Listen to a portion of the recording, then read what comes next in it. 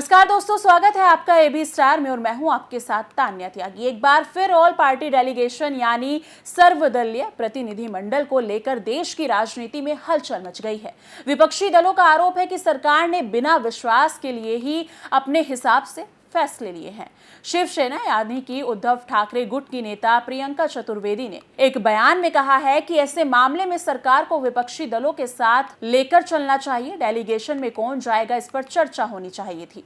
उनका साफ कहना है कि लोकतंत्र में एक तरफा फैसला नहीं चल सकता। हालांकि उन्होंने ये भी कहा कि अब ये मामला काफी हद तक सुलझ चुका है और सभी दल इस महत्वपूर्ण प्रतिनिधि मंडल का हिस्सा बनने को तैयार है। उनका कहना था, हमारा मकसद है कि देश हित में मिलकर काम करें, लेकिन भरोसे की राजनीति जरूरी है। दरअसल विपक्ष का कहना है कि जिस तरह से सरकार ने प्रतिनिधि मंडल की घोषणा की, उसमें पारदर्शिता की कमी थी।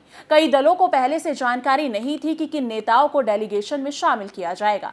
सरकार का तर्क है कि राजनीति मुद्दों पर तेजी से फैसले लेने होते हैं और सभी प्रमुख दलों को आमंत्रित किया गया है। लेकिन विपक्ष का सवाल है कि सिर्फ बुलाना ही काफी है या भरोसे में लेना जरूरी भी है। अब सवाल ये है, क्या ये महज एक राजनीतिक बयानबाजी है या फिर वाकई में विपक्ष को नजरअंदाज किया गया?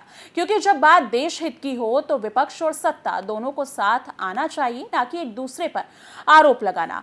प्रियंका चतुर्वेदी ने इस बयान में एक बार फिर ये याद दिला दिया है कि विपक्ष सिर्फ विरोध करने के लिए नहीं होता, बल्कि लोकतंत्र का जरूरी हिस्सा होता है और सरकार को उसकी बात को सुनना और समझना भी चाहिए।